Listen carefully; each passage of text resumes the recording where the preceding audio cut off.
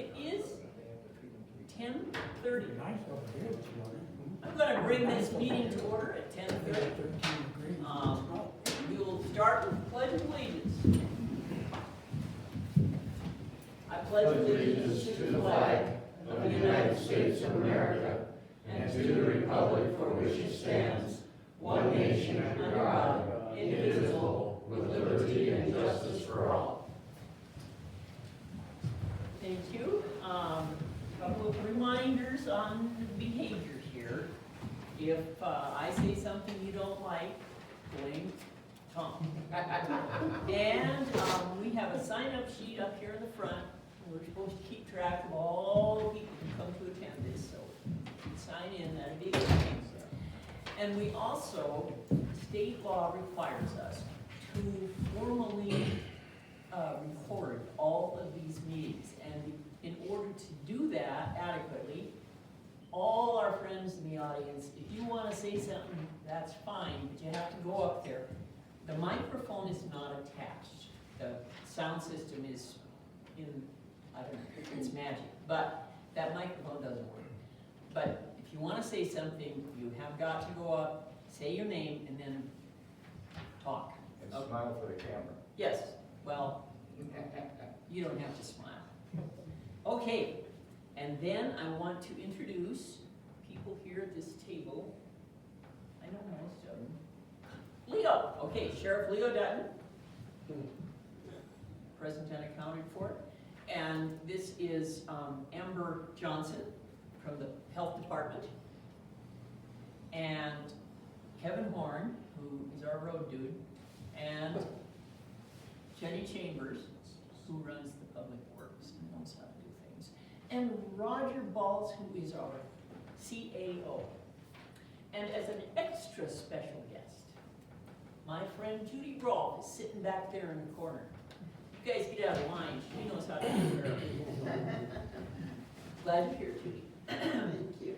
Well, then we can proceed on with our reports. Leo, you're first out of the basket here. Thank you, Madam Chair. Yeah. I'm walking Okay. Easy. You don't take direction very well, so. Yeah. I follow orders, but they're usually at my home. Anyway, thank you for that. You caught that. Anyway. I caught it, but I'm I gonna was- make a I note. was visiting with a person, you know that I'm the coroner. So I was visiting with someone selling caskets, selling coffins, trying to sell me one. And I said, man, I think that's the last thing I'll need. Did you, that was a silent eye roll, I knew it won't show up on the record, but I did. You know, I sit up nights thinking about what's the quick joke, and you guys are still looking down the road when I tell it.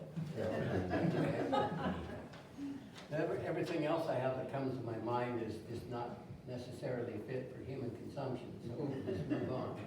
We appreciate that. What has your sheriff's office been doing? The jail count this morning in the facility was 154. 14 of those were somewhat violent misdemeanors, the rest were felonies. We are pretty much overstretched every day. We work with pretrial. Pretrial is a program that is, some people don't like because they think that people just get out of jail for free. It's not the case. Pretrial, if the judge feels it necessary and sentences them to pretrial, they have to meet with those folks like 2 or 3 times a week, and they have to go to programs and all of that. The plus side for the inmate is that they don't have cash bond. Sometimes if the judge feels that someone is extremely dangerous, they'll put a high cash bond on them. That is their option to do and within their purview.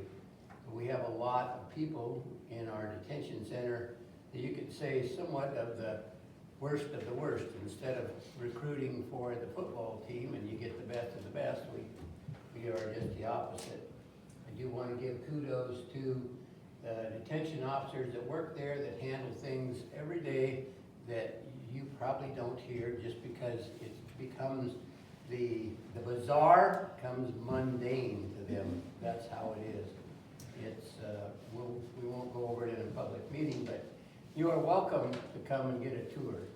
Come in, walk through there. We have improved it, but still, when we built it, several of us said, the commissioners and me said, this is a Band-Aid. This will get us through, but it's not going to hold.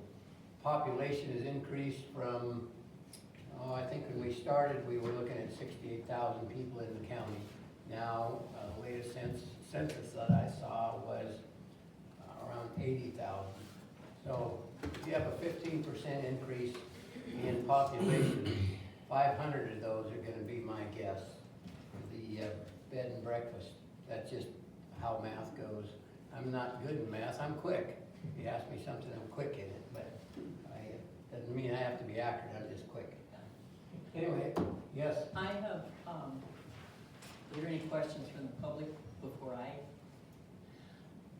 I pay attention to our friends in the legislature, and I understand that the Appropriations Committee cut out the funding for our pretrial program? Is that correct? That is correct. And doesn't that mean we're gonna have a lot more beds to fill? That is correct. Right now with pretrial, they have approximately I say approximately, I'm quick in math, but approximately 342 people on their list that they supervise. So. That are not in our jail?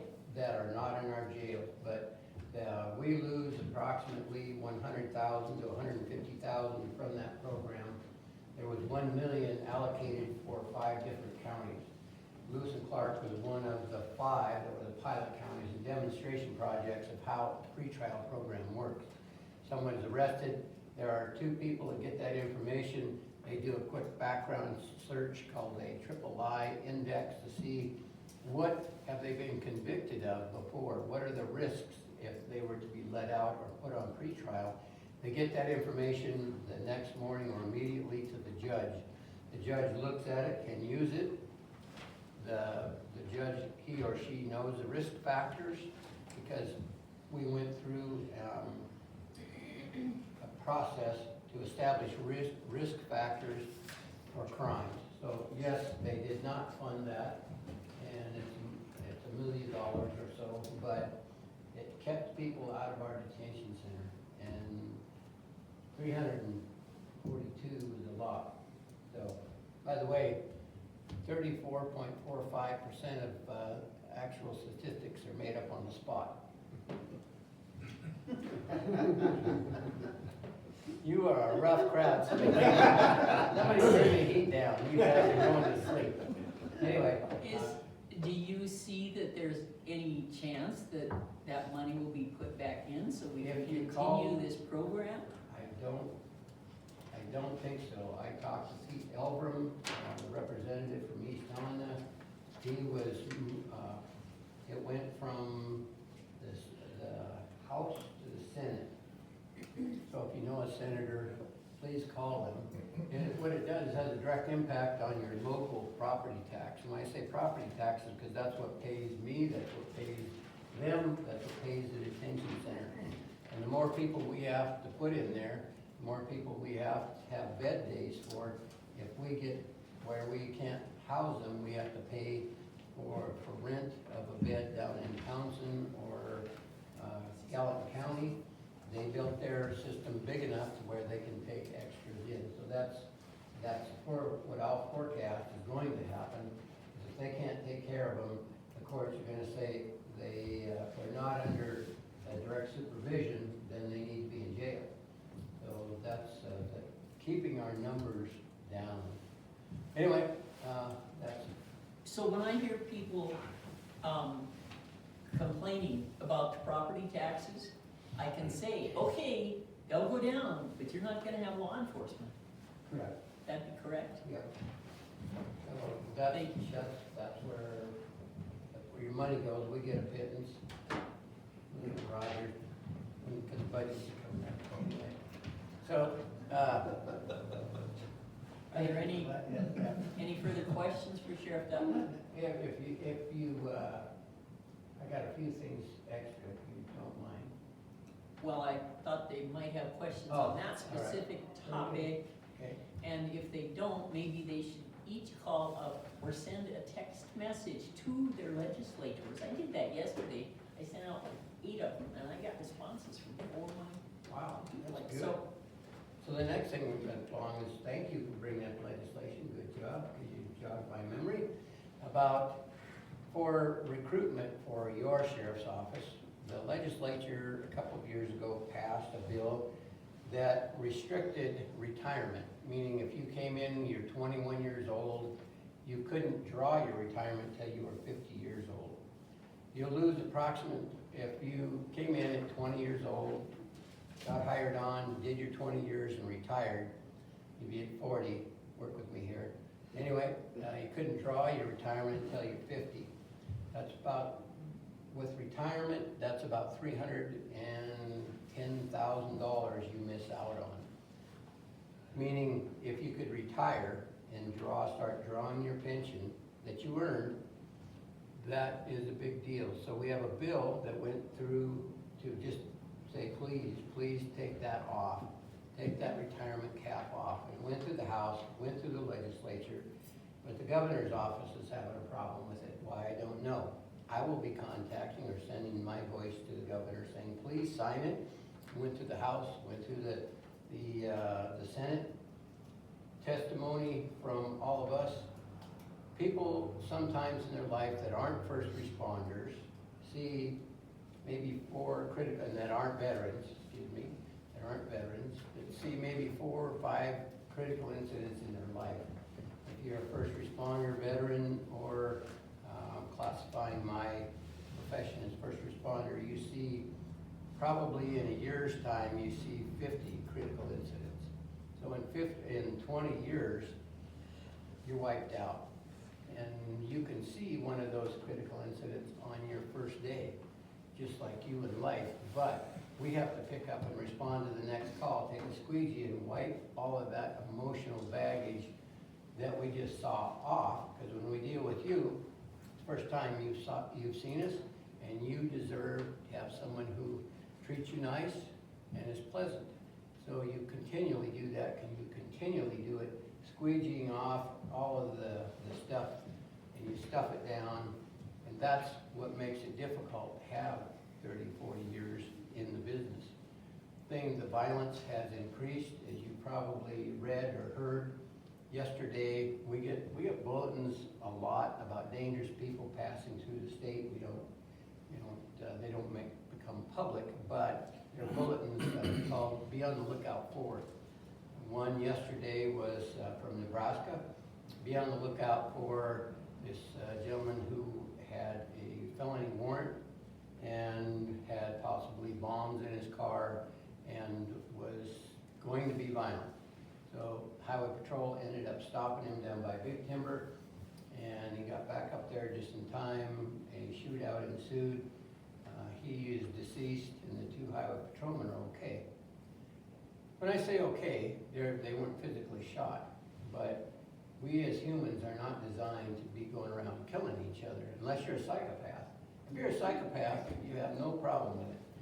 And hopefully we never hire those, but they exist. That being said, people we hire that work for you have those emotions that they have to deal with, and then they go home and then they deal with their families. So we're trying to work on, where I'm headed with this is we're trying to work on mental health for the people who work for us. It's extremely important. You probably read, we had a shooting, an officer-involved shooting at the courthouse. I'm really not at liberty to say a lot. The shooting did not occur in the courthouse, but there are certain things that will come to light in the coroner's inquest that I'm just super thankful that God was on our side, and the lady didn't know how to really operate a firearm, or we'd have had a bunch of dead people. But nonetheless, she had one, and I understand mental health. I get it, I understand it, But once you cross that line and you point a gun at one of my deputies, that we don't, we'll do everything we can for you not to do that. We have de-escalation techniques. They're having a class this week on crisis intervention training. We have tasers. We have called 40mm bean bags. We'll do everything we can not to kill you. But the option, you draw that, you don't need, all you have to do is get to here. Right here. I'm not waiting. Neither are the deputies. That's it. We're firing because they are gonna go home safe. They didn't sign up to provide occupants for body bags. So those are some of the things, well, somebody will say, well, did they point it at you? Doesn't have to happen. If they pointed at you, you're dead. It's too late. And any of you that are hunters understand, or even suicidal people, if we deal with suicidal people, if you see us and we have our guns out and trained on someone, it's because even if the suspect has a gun in their hand, is right here, Francis, I'm gonna shoot you, just to let you know. Play, I'm not really gonna do it. Anyway, but if they have a gun in their hand, how long does it take to go from here to there, or from here to here? Those are things that are killing our profession. So we're getting better at it. I'm sure there's good news. I always come up and talk about the bad things that have happened. Our camera system that we got is working well. The new firearms have been working well. We're going to a new computer system. That's a challenge. Anytime you start a new computer system, I look out at the crowd here and I feel somewhat comfortable saying, if you got a new computer, how fun is that until you get accustomed to it? So we're happy that we got it, but two things cops hate. One is how things are, because they just suck. Oh, they're terrible. And then they hate change. Why are we changing?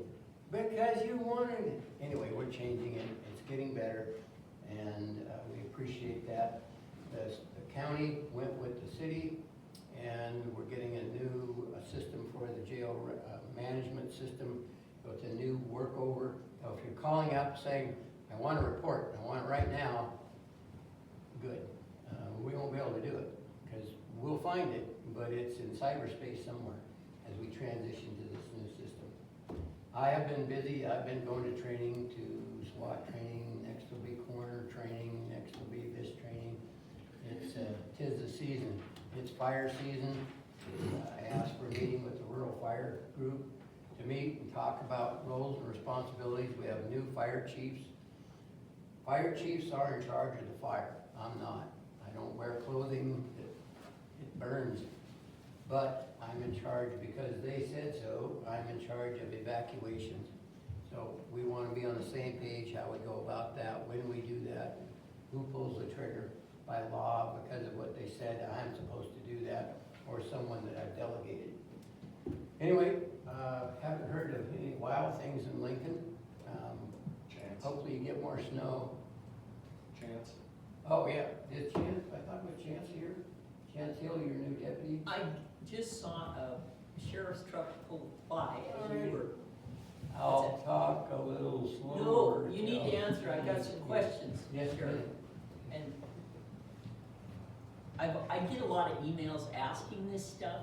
For example, I had an email from a lady saying, what in the hell's going on with that shooting down there? Why can't we get any information?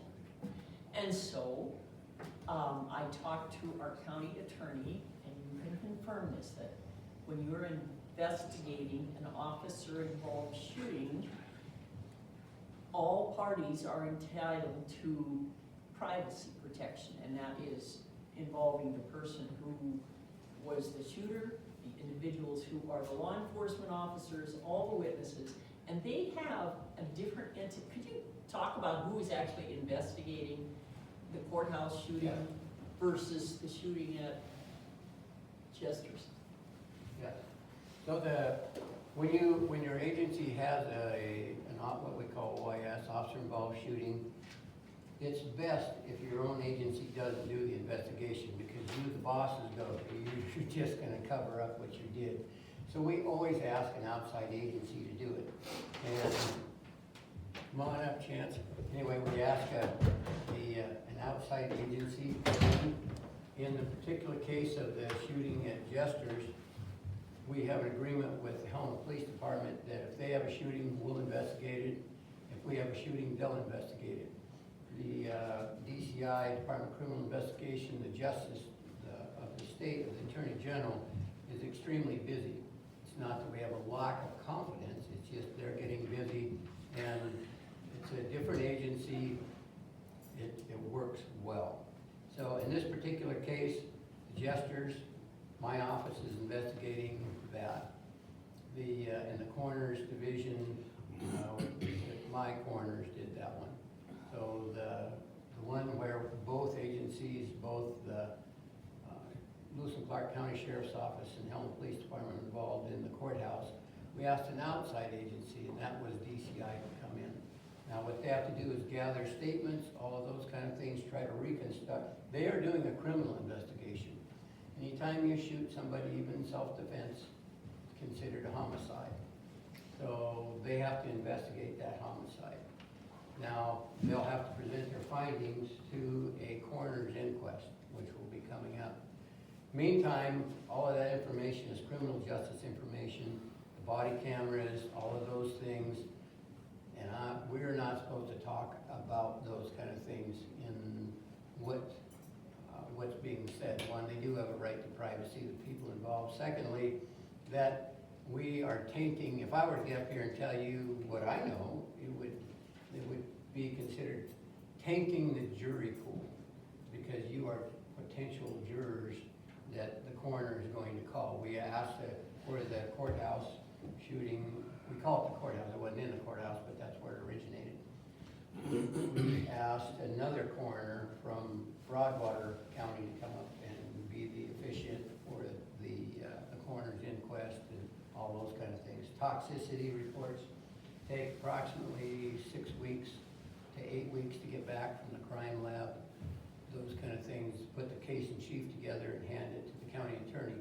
The county attorney, his office is responsible for conducting the coroner's inquest. Does that answer your question? I think that's the one thing that I learned about this, who makes up the jury? What is the coroner's inquest? I mean, you put it in front of a bunch of people. How do you find the people? Who are they? We go over the voter list that I'll have Nick Rauser sign, but we go over the voter list. Probably 15 are chosen. Not all of those will be. This is for a coroner's jury. Yep. This is not your regular district. Coroner's jury is completely different than regular jury. You get, at the end of testimony, you get to ask questions if something's not clear, where a normal jury, you don't ask anything. You can slip a note to the judge. That's how you ask questions, but in a coroner's inquest, it's different rules. I presided over 3 of them, and they go well. So, I'm going to introduce Yes. Chance Thank you, Hill. Neil, for answering He my is questions. your new resident deputy, and we're happy to have him. What's Chance's last name? Hill. Hill, okay. Yep. So, Chance has been up here, worked for K-Lazy 3 as the all-around hand, I don't know what you called it. I was a guide and, Okay. I guided. If you want to introduce yourself more, and then if there's any exciting things to tell about Lincoln, go ahead. So you got to stand here. This doesn't work, but that does over And you there. do have to Sounds sign good. the sign-up sheet, so. Okay. Good morning, I am Chance Hill. Grew up in southeast Idaho. In 2010, I made the move to eastern Montana. Got a degree in criminal justice law enforcement over there. Then I just kind of got busy working for myself and starting Colts and working for everybody but myself. Decided I needed a life change, so we moved back to Helena. And the last 10 years, it's kind of been a blur. I think I spent 6 or 7 years guiding in the Bob for K-Lazy 3. We again, that wasn't paying enough, and I wanted to get back to what I got my degree in, so I started with the sheriff's office in 2021 at the detention center. My dream was always to come over to patrol, so I just kind of stuck it out at the jail until I got the opportunity to apply for the Lincoln deputy. That came open, and graciously enough, I got the job. So I spent the last year on going through the academy, completing FTO, and I just got off of my probationary period March 25th, and now I am currently living here in Lincoln, working full-time. I don't know if you guys have any questions for me. Do you have family with you here in Lincoln? I am married, I do not have any kids. Okay. Currently, we're in the process of maybe buying a house here, but right now we're just renting until we find something that suits us. Okay. Well, I hope you're happy here. It's a good community. Any questions from the audience? And if you do have one, get up and use the microphone. Come on, come on. He knows me. Well, stand up. You have to state your name. Francis Beeler, my name. I had a fire about 3 weeks ago between Buford, Scott, and him. They wouldn't even let me out of the house. That's how I met him. You're waiting for the house to burn down? Garage burned down. Oh, okay. Well, you And went he to didn't garage. listen either anyway, He's so. here watching, as far as he let me. That's a good report. Thank you. Good luck to the new job. Thank you. Any other comments? All right, moving right along. Thank you. Chance, I'm glad you got the opportunity to get here and give us the straight skinny on that garage fire. I'm glad to be back. Okay. Community council, Mr. Zach, you're up next.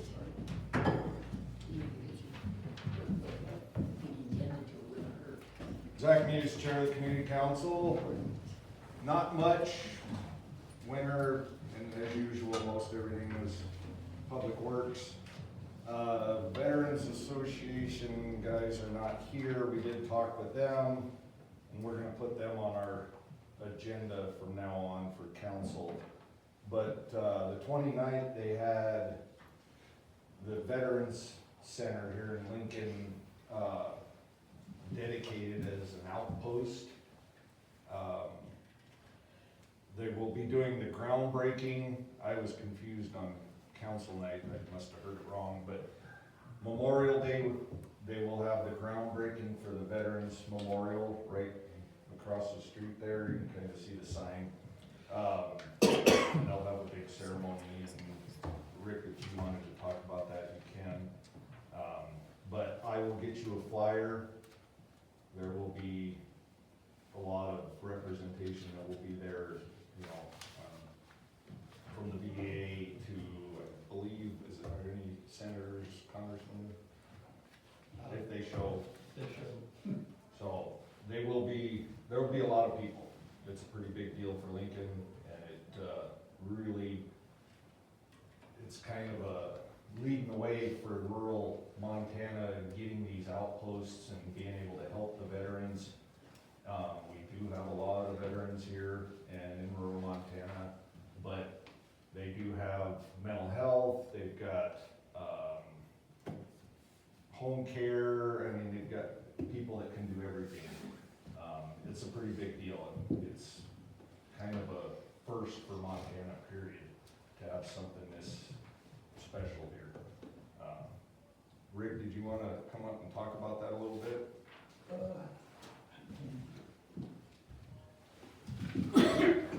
Rick's also on. I'm Rick Quan, I'm on the board of the, and I'm also American Legion commander. And, but the Veteran Center's gonna have they had a dedication, Vietnam Veterans Day the 29th. The Legion did a pancake breakfast at the hall, and then that afternoon, they dedicated, that building was Lori and Arn Bari, that owned the grocery store. Oh, They helped, they made a deal, and so they made a dedication, gave them a plaque. So we appreciate Ron Barres for all their help. And Memorial Day, the Legion's gonna do a service before, at 11 community hall. Then that afternoon, 1 o'clock or so, we're gonna do the groundbreaking for our memorial. So they invited, and you're invited, hopefully, we get all the, I gotta be at Green Point Cemetery to take care of my veteran dad. yeah, so cool. So, and then we're gonna have we got a flagpole, and I think they are talking to the museum in Fort Harrison. Hopefully we'll get a cannon to park out there with the flagpole, and we're gonna, but the groundbreaking is, we're gonna build a little, it's gonna be like a little kiosk thing, and then it's a start, and, but our big plan is to have it all done, so. Rick, I have a Any question. questions? Yeah. One of the concerns is, at least for me, is funding for projects. And I know our federal government funding they're taking a real close look at a lot of that. Is that going to impact your plans for this, or do you know? It might, I know Eric Gould at the Veterans Center, they're applying for grants right now, and that's in the works. We have done a couple fundraisers, and we have a little money to get started. So, but that's always ongoing, and we are applying for all the grants we can. But with the situation right now, how that funding's gonna come and when is in question, but we're looking at all our options. Yeah. Good. Be realistic.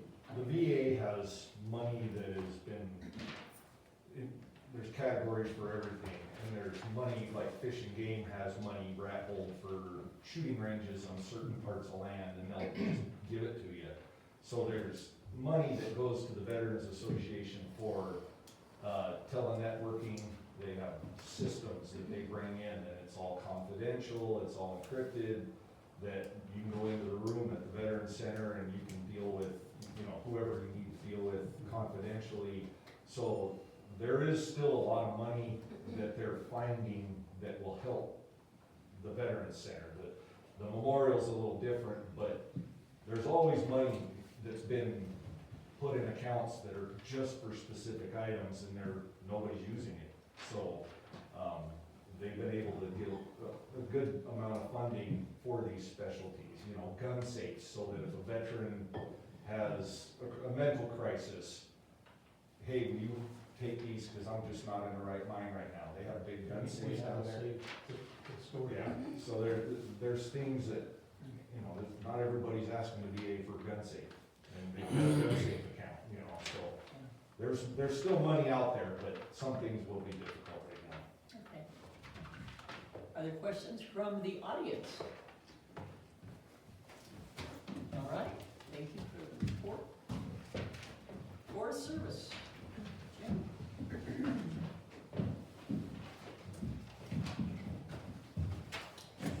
morning, everybody. Jim Yarborough, Lincoln District Ranger. One big thing on the docket now that I have to report is that we did receive some money that we had applied for about a year ago or so for fuels reduction work. Good. The Lincoln District did and the Helena District did. And so that was freed up recently by Congress, and so there is some funding coming in. We're putting together plans for the Hogum area and the Willow Creek decision of Dalton to reduce some of that funding, to reduce some of those fuels, rather, to prevent fire, to give firefighters half a chance in the event of a wildfire comes out of the southwest. So we're working on that on the district. Some of the other things that are going on in the district, we've removed a lot of the snowmobile signs and different signs out there. The snow's going away. And we're in the process of hiring firefighters, seasonal firefighters. They're coming back on right now. And next month we'll see more employees coming back to work in a seasonal status like they would anyway. And that's about all I have to report. There's not a whole lot going on right now. We're in a wait and listen, right? And we hear rumors and then 5 minutes later it changes. So that money, I think it's pretty safe for me to report on that we're going to get it and go to work with it. So that's all I have for Do now. you have a question, Tom? Yeah, Chair Payne, I just wanted to, I heard a rumor that the new head of the Forest Service might have connections to Montana. Yes, sir. Okay. Yes, he worked for Montana, DNRC, I believe, for a while, and he was also IDF, Idaho Forestry. So, yeah, sure. Somebody knows the country. Good. Yes. Any questions from the assemblage? Uh-oh. Yes, Okay, ma'am. Please come up and use the podium, introduce yourself first. That microphone doesn't work. Gina Van Vincent, Okay, and I was just, the recording thing is over there. It's oh, over there. okay, I didn't even know that was there. What is the gentleman's name? The chief? That, no, the gentleman that you were talking about that is coming into Montana. That's the chief That's, of the Forest Service. okay, that, Chief Scholl, I believe is his name. oh, I haven't met him yet. So it's a new name in the system and I gotta remember it. oh, So, okay. yeah, that if you take a look at, go in on your favorite search engine and type in Chief of the Forest Service, he'll pop up. Okay, very good, thank you. Yep. Thank you. Other questions? Thank you. What happened to that bashful guy with his arm up here? Somebody was gonna ask a question? Seeing no more questions? Thank you for your Thank you. Do you have anything else? Okay. Uh-oh. Public Works, Miss Jenny Chambers and her troublemaking cohort. Good morning, Commissioners. For the record, my name is Jenny Chambers, the Stark County Public Works Director. I'll start off with some kind of global updates, and then I'll turn over to Kevin to give you updates on roads and bridges, specifically since he joined me today on this trip. But just to give you a few updates, one, I don't talk about it much, but the Lincoln Senior Center is a county-owned building. That's part of my building maintenance crew's responsibility. And so this month, we are gonna be upgrading the water disinfection system for that public water supply at the Lincoln Center. It's basically just upgrading the chlorination system that comes out of the well and the disinfection for that facility. The work is scheduled to begin April 7th and will be fully online and operational April 21st. What that means is during that time period, there'll be signs that'll be posted that says non-potable water, do not drink. The facility will be still open, the toilets and the sinks will still work, but the water will not be accessible for drinking because it won't be disinfected. Rocky Mountain Development Center, we've certainly coordinated with them. They will be providing bottled water for drinking and cooking and those things that are needed for that facility. So this was in coordination with the Great West Engineering. They helped us with the plan and spec review of that project, and then also that it got submitted to the Montana Department of Environmental Quality for their oversight on the public water supply system for Safe Drinking Water Act compliance. So we're excited about that, so that system, Hooper Park and Augusta Senior Center will all be on the same type of system for chlorination monitoring, and we can report back to DEQ and provide that monitoring data completed together. So that'll be all under one type of system moving forward. The other one I wanted to make an announcement on is we've talked a little bit here and also at the Community Council in regarding a potential grant opportunity, Safe Streets for Roads, which is a planning grant, which could also be a demonstration. Some of the community members in Lincoln still have comments and concerns about the safety on Highway 200 and other areas around Lincoln area. That's a grant opportunity that you can do a planning grant. Maybe get some traffic calming measures in place for demonstration opportunities to see how it works within the community. We weren't sure if the federal government was going to release that notice for funding opportunity, but they have. The grant would be due the end of June 26th. So I just wanted to say that we're going to roll up our sleeves again and look at that notice of funding opportunity, see what eligibility looks like for that grant, see what the match requirements are, and see if there's something that we can develop a safety action plan for the Lincoln area. It's a little tricky, so I'm not going to make a total commitment today, but we are certainly looking at it. Highway 200, of course, is not under Lewis and Clark County jurisdiction. It's under the Montana Department of Transportation. So I have to really look to see if the county would even be eligible for applying for that grant on a road that we don't maintain and don't have operational responsibility for. So it's a little tricky there, but we'll look at that based on the requirements of that grant. So the end of this month, I'll be meeting with our grants office, planning department, Karen Good is helping facilitate things for the Lincoln area, and also Kara Maplethorpe with the Heart of the Rockies. We're gonna have a meeting the week of April 21st to kind of look at that a little bit closer. So maybe something in the future that we present to the commission for consideration. So those are the kind of global updates I have for you guys today. I'll turn over to Kevin, and then we can certainly, either one of us can tag team answering any questions at the end. Thank you, Jenny. Kevin? Thank you, Chair Payne, Commissioner Rolfe, Director Chambers. Those of you that might not know me, I'm Kevin Horn. These kind folks still give me the opportunity to oversee our operations for the county, so I appreciate that. I wanted to talk just briefly, you guys, about York, what happened in York this week. I know it doesn't have anything to do with Lincoln, but our staff, after these kind of events, we really look back and see, can we do anything better?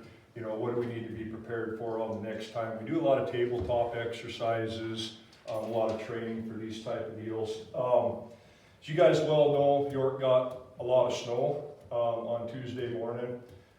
We had trouble getting through it with our plow trucks. So when Jason was up there, he did make it to the bar. That was early in the morning, about 6:45. It already had about a foot of heavy, heavy wet snow. And it was snowing probably about 2 inches an hour up there. He called for more resources, of which we sent more plow trucks. And we couldn't get over the top of Jimtown with them. We couldn't get over the top of York Hill. We started working with our emergency service folks, which is Nick Lindy, the fire chief up there. Found out we had a lot of people stranded back in that country that were trying to come out of El Dorado, the Nelson country. There's vehicles all over the road. We dispatched all of our big road graders up there, and they couldn't hardly get through it. So we ended up, and I haven't seen it for quite some time, putting chains all the way around our all-wheel drive graders. So when we're locking our differentials in and we have our fronts pulling chained all the way around, they're powerhouses, and we were still struggling a little bit. We ended up with about 21 inches of snow in the high country that day of heavy, heavy wet stuff. We worked with emergency services to put out shelter in place until we could get there. A lot of power lines down. Northwestern Energy couldn't get in because we had to punch them in to get there. So everybody's out of power. Trees were coming down with that snow load faster than we could clean them up. So when we did our after action plans, one of the things Jenny and I talked about, that was in a specific area, right? If that were to happen all the way across Lewis and Clark County, we as public workers had our hands full real quick. I notified the sheriff's department, asked for road closures through the canyons of York to protect the traveling public, for power lines and down trees. It took us all day to get just that punched out, and I had a 9-man crew up there. So I look at that, if that would have happened in Lincoln as well, Augusta, all this country, we would be working with Zach, we would be working with Sheriff, we would be getting our PSA coordinator, Betsy, to be getting services or notices out, asking people to shelter in place until we can get there. We will be coming. We would be relying on probably some of our neighboring counties for help, maybe the city with some of their bigger equipment, and if we had to, I'd be asking Jenny to help us with subcontractors to help.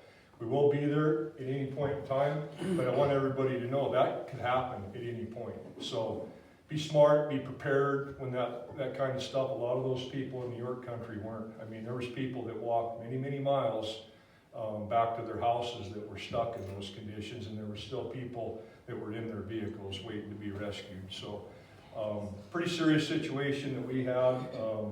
We are prepared for those things, but our resources can only go so far. What we're going to do is we're going to try to open those main corridors as quickly as we can with the equipment that we have. That's usually a 1 in and 1 out. It might only be 12 feet wide in that case. Just something that we can get if Sheriff needs to get in or Zach needs to get in or emergency services. But we haven't seen a storm like that in some time.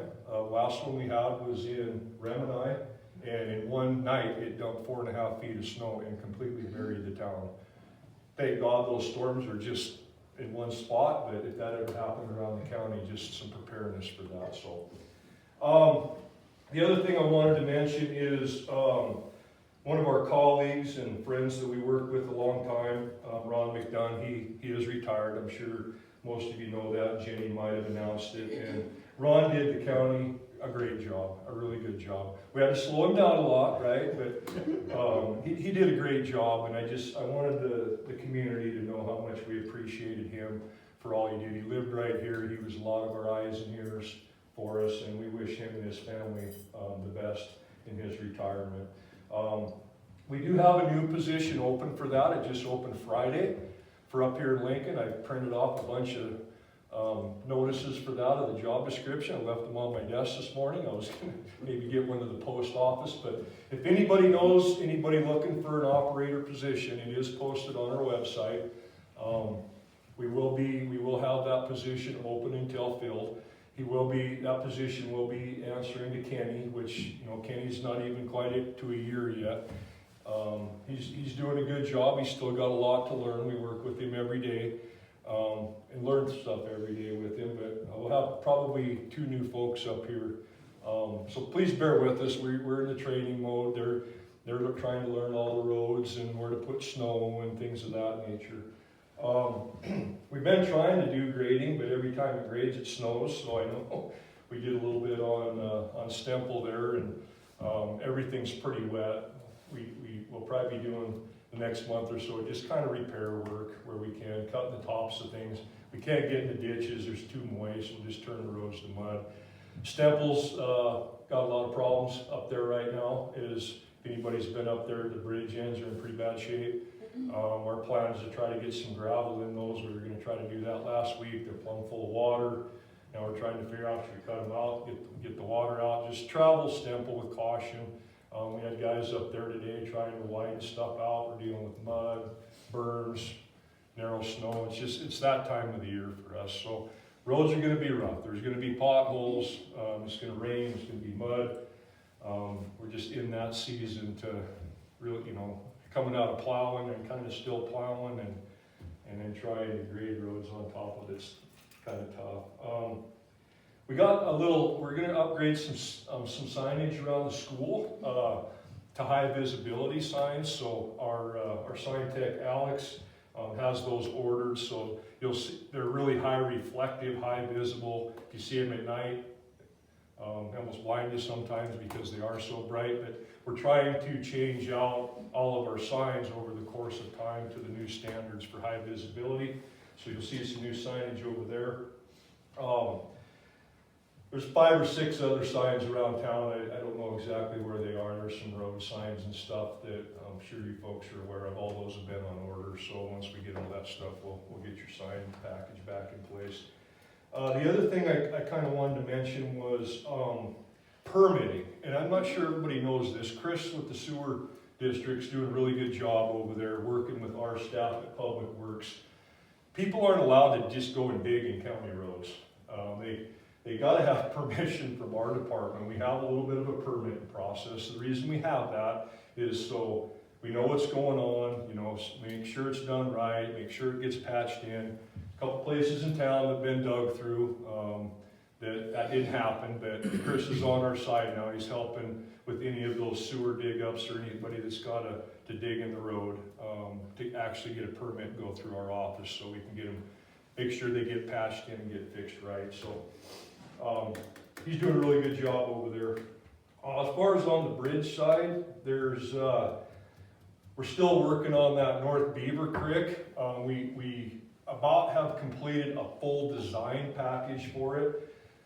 We do have a deck replacement to do on that. We feel like we can put a new deck on that with some new timbers and prolong that life of that bridge just a little bit longer. It does have a few restrictions on it.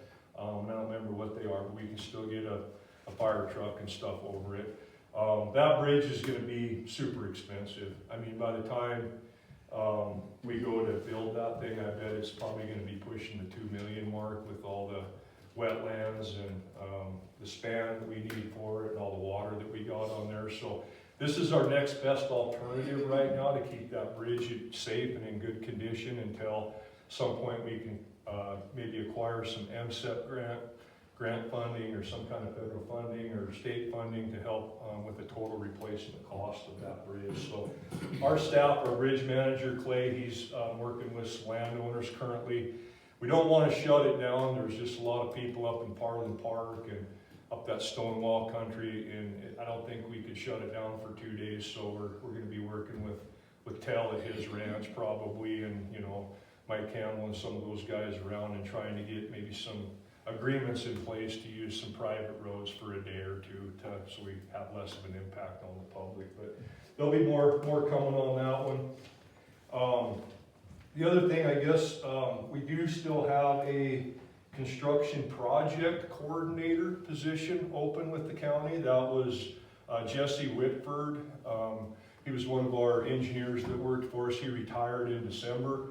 So that is also posted on the website, and Jenny's probably mentioned for your guys' weed board, where I think Christian has some summer positions still open for college folks or high school kids or whoever would like to help spray weeds. So all that stuff's on our website. Do you guys have anything for me other than Zach, because I've been talking to him all morning, so. You can get me them applications on Monday at the council. Would you Yeah. step up to the, That was it. It was just, it might be important to me. I will get some applications for council for, on those positions for you guys to distribute, and I think Judith might have a question.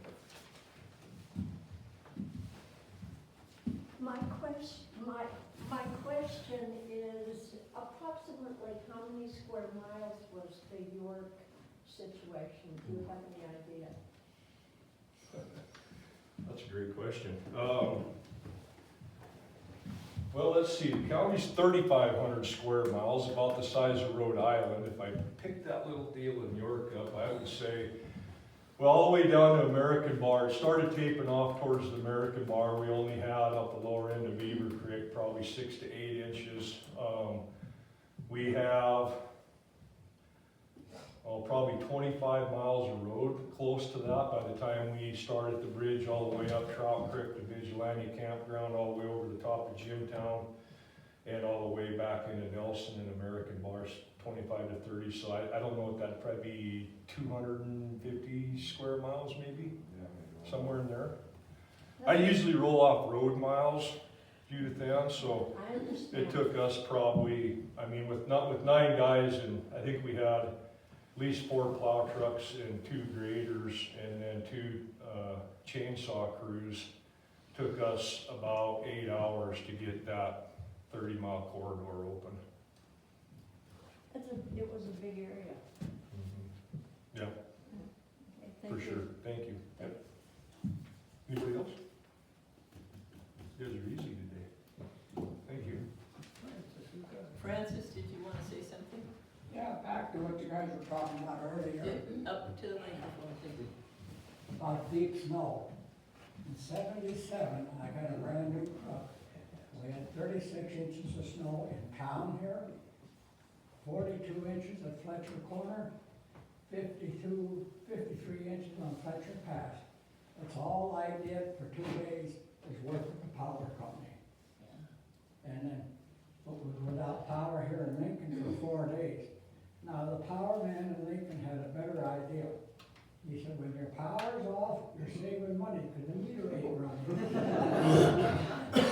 What they did, the power company did, they run all new lines around. It's up to help the snowfall over here. But that's what we did for snow. And we didn't get no help out of Helena, none whatsoever. And then, At that time, Kevin was in like kindergarten, so just, he may not have even been born in '77. We didn't have the I same did good. Fletcher by myself, and they had 2 plows come up and help do snow. But that was the 53 inches of snow. And I got down to Wilburn down there. I went to put fuel in the truck. Guess what? One of the county commissioners changed the law. It wasn't me. I don't know. I was living in Antelope, Montana, Let you then. know it happened. We were were snowed in too. Champagne, I was 8 in 1977, so yeah, I was just a little guy. That's what I'm saying. Just a little guy there. Just for Francis's comment there, that would never happen. I mean, we dispatch a lot of stuff out of Helena. We've had, you know, since Ron was gone, we've dispatched a lot of our personnel up here, mainly Travis, throughout the last fall, last winter. I bet I had, I don't know, probably every single one of our operators at some point over the course of the winter was in Lincoln. So we always have that coverage, and if we ever have an event like that, you bet, Francis, we're not gonna leave Lincoln hanging or anybody else. We'll divide and conquer the best of our Three guys capabilities. didn't like me, so that's why I didn't get help. Oh. Only 3? Moving right along. Time for the public health report. Would you tell us what's going on there?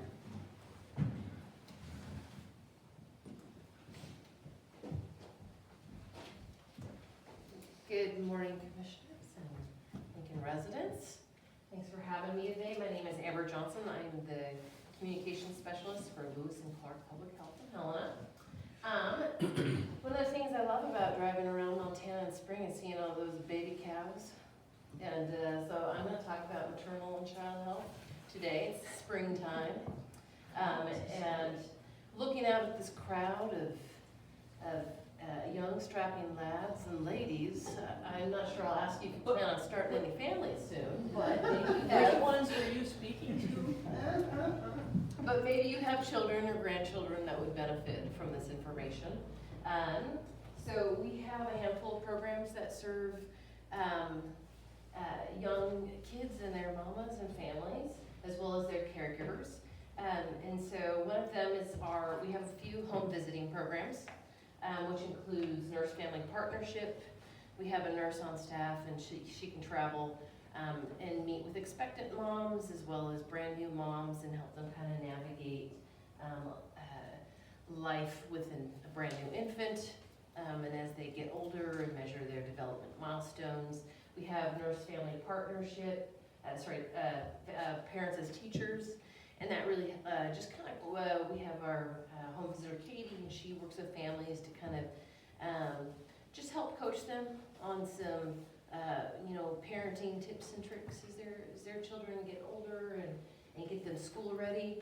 And we also have a brand new universal home visiting program, which means that we're able to visit with expectant and new moms and their children regardless of income. Because as you know, it can be pretty overwhelming to be a brand new parent, especially if it's your first rodeo. And so Haley is our new universal home visitor, and she's got a wealth of experience. She has 6 kids, and she's a birth doula, and she's a pure breastfeeding counselor, because it's hard work and can be really tricky, especially for fussy babies. So we have a team of really incredible home visitors who just love working with expectant moms, new moms, and all the little babies. We know that home visiting helps reduce the chance of child abuse and neglect in our communities, which is a tragedy when that happens. And we know that home visiting programs can help reduce the risk of child abuse and neglect in homes. And they love their work, and they have only received just incredible response from the parents and families who choose to use those services. Those services also are available to guardians and caregivers that might not necessarily be parents, for example, like grandparents. If grandparents find themselves with a baby in their arms and they haven't been a parent for 30 plus years, that can be pretty overwhelming. So know that those services are also available to people like grandparents as well. So again, although some of you might not decide to start families anytime soon, maybe you know somebody who would benefit from those services. In addition, we also have a supplemental nutrition program for expectant moms and their young babies, and that's called the Supplemental Nutrition Assistance for Women in It's a federal program that's then, money's kicked down to the state, and then all the local county health departments and state kind of manage that program. So we work with families and their children who are at most risk for basically hunger in our community, and we figure out how to provide them supplemental assistance so that they can put food on their table. They meet with we have a couple of dietitians on staff at our WIC program, and they meet with expectant moms and new moms and kind of work with them on a nutrition plan to keep them healthy so they can have a healthy pregnancy and have a healthy birth, and then they work with them on figuring out how to make healthy food taste good for young children, as we know that is a struggle. Because who doesn't love carbohydrates? So yeah, those are a handful of our maternal, child, and health programs that are available through public health. And I would really encourage the families that actually can qualify for WIC, which is our supplemental nutrition program, are many, and a lot of people just don't apply, whether that's because of lack of knowledge or information or because of pride, but nothing should, keep anyone from asking for a little bit of assistance to put food on the table to keep their kids healthy. Because we know that if we raise healthy kids, right, and we make sure they have healthy food in their bodies, and we keep them free from neglect, we keep them free from child abuse, they're not going to become future tenants of Sheriff Dudley. So we're all pretty well trained and versed in ACEs, which is called Adverse Childhood Experiences. It's been around for about 15 years, and it's very it's got a lot of science behind it. I encourage any of you that are interested or curious to check it out. It's called Adverse Childhood Experiences, and it just kind of measures the challenges of childhood and how that affects people's behavior or health later on as they grow into adulthood. So we know that the healthier and happier a childhood is, that they're more likely to have a healthier and happier adulthood that doesn't tangle with the criminal justice system, and that can lead just healthier and happier lives and contribute to our economy. Yes. I have a question, Amber. How these people look more like their grandparents, Sure. as I am, and I know if I offer advice to my daughter-in-law, she, kind of just blows it off. So how could we subtly where do they contact? Is it they get on the website and look for it, or how do we? They can get onto the public health website. We have pages devoted to WIC, we have pages devoted to home visiting. You can share things, subtly or not so subtly on your social media channels, which I'm sure many of you have, or just plant seeds, right? Oftentimes we plant a seed and nothing grows right away. Maybe it just takes time. So continue to I think knowledge and education is a huge piece. I think that there are a lot of services and resources available to people they just don't know about. So the more we can educate ourselves. That's exactly what I was going after. If they don't know about it, Right. we need to. And so we try our best to continue to promote, with the limited resources that we have, to promote those programs that we have available. But I think just showing up here and telling all of you about them so that maybe you can tell a few more people, and that way when somebody is pregnant with their first baby and they're afraid about how they're going to afford to put food on the table in this economy, that you can be like, oh, I just heard about WIC. You should call the health department and ask about it. So that's, I guess, any other questions about maternal child health before I switch gears and talk about something else? Go for it. I think we're done. Andy? Yep. I also wanted to just let you guys know, I was here about a year ago and we were talking about the Casper survey, and maybe somebody knocked on your door last summer and asked you a bunch of questions, health-related questions. That was our, it was a door-to-door health survey. It was 5 counties. We knocked on doors here in Lincoln as well. And then we put together and published a large report in December of last year called the CHA, which is our Community Health Assessment. And this is done every 3 years. In the past, it was done over the phone. This year was actually done by door-to-door surveys, which was a really interesting experience. It's pretty comparable to the previous 3 years ago, the top 3 concerns that have kind of risen to the surface in our communities right now. And I would say it's like 5, in all 5 counties, not necessarily just Lewis and Clark County, would be housing, chronic disease, and behavioral mental health. So, I mean, you might not think that housing has much to do with public health, but it really does, because having a safe and permanent place to lay your head at night for yourself and for your children can mean that you don't suffer from stress and then stress-related chronic diseases or behavioral health conditions because of that stress. So we got together over a series of 4 meetings. It was a bunch of professionals and stakeholders and concerned citizens, and we all have come up with what we call the Community Health Improvement Plan. And that is a plan that we will be using at Public Health ourselves, as well as our many partners interested in improving population health in Lewis and Clark County for the next 3 years. So that plan, the Community Health Improvement Plan, is available for you to look at on our website. And we are taking comment from anybody, stakeholders, concerned citizens. So if you would like to look at that, you can get onto our website.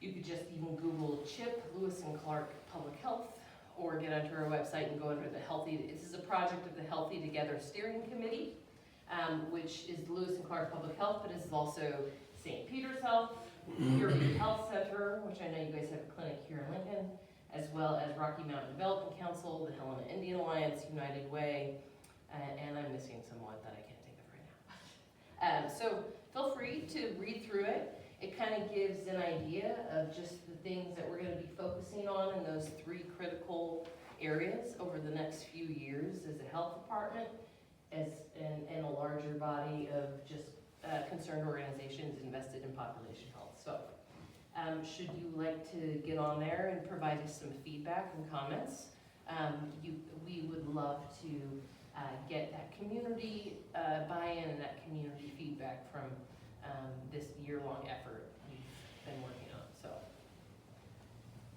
all right. Thank you. Are there any questions for Amber? Seeing none, Okay. you may exit the podium area.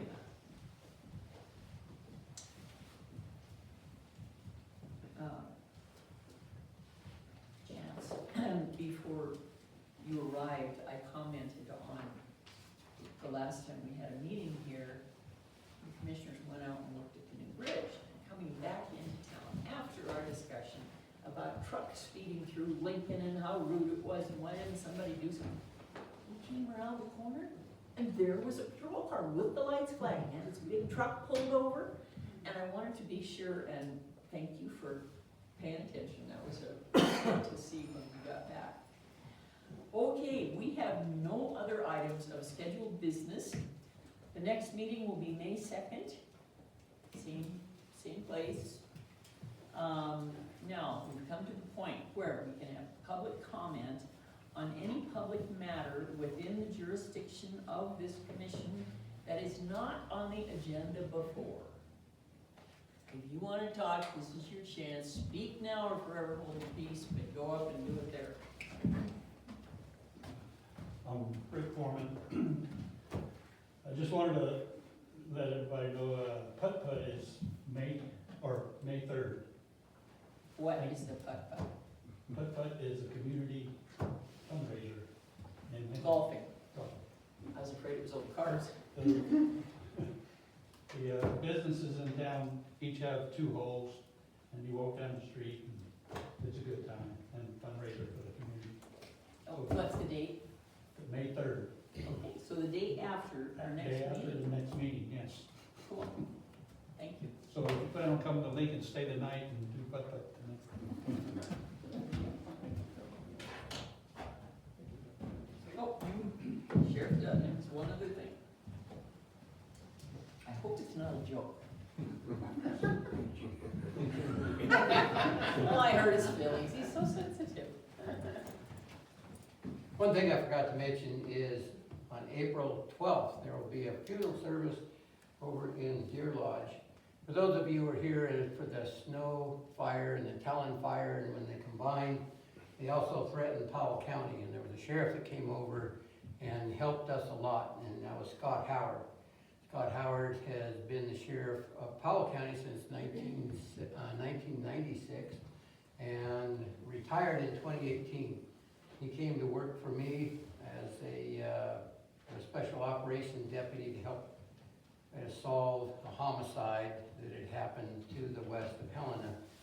And then he started his own business, but he got cancer and fought that valiantly, but unfortunately got pneumonia and died about 2 weeks ago. So Scott Howard had a direct impact on the citizens of Lincoln. He was here multiple times, would stay over here. I gotta tell this funniest story about him.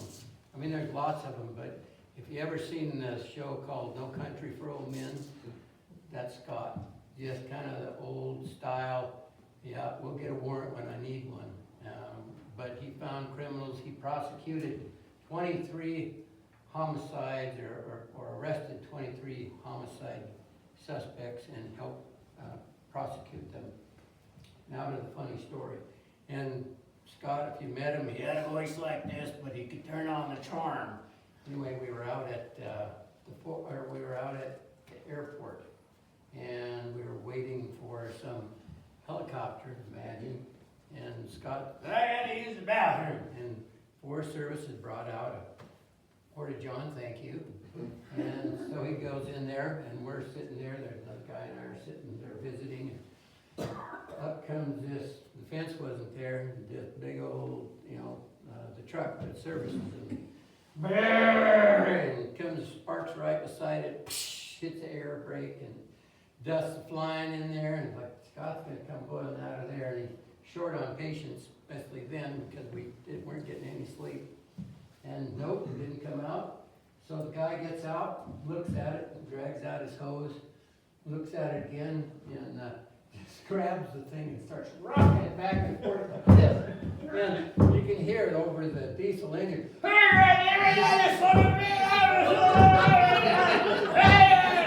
And the guy stopped, looking around, and starts to go around. About that time, here comes Scott out with a gun belt in one hand and pants in the other one. You ignorant beep, beep, you too beep, beep.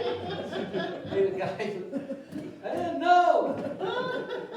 Next time, knock. And you let him do it. Huh? And you let him do it. Well, yeah, I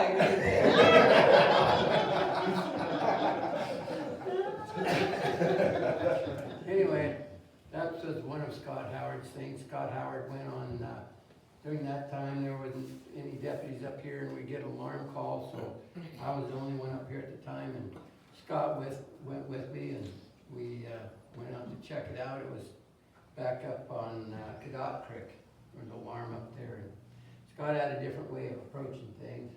If the door was unlocked, you go right, I go left. Should we announce? Don't want to get shot, do you, you dumbass? No, don't. Yes. Okay, Sheriff, let's go do it. So, blowing the door. Fortunately, there was nobody there, but fortunate for them because Scott handled business quite quickly. Anyway, if you know Scott, you can go on the website and leave a message. He loved Lincoln. He came over here every time we needed help. Because of neighboring county. Of course, he was beat up right on the county line with a fire going. Anyway, that's Scott. Thanks. Thank you, Sheriff. Any other public comment on any public matter? Seeing none, this meeting is adjourned. Thank you all.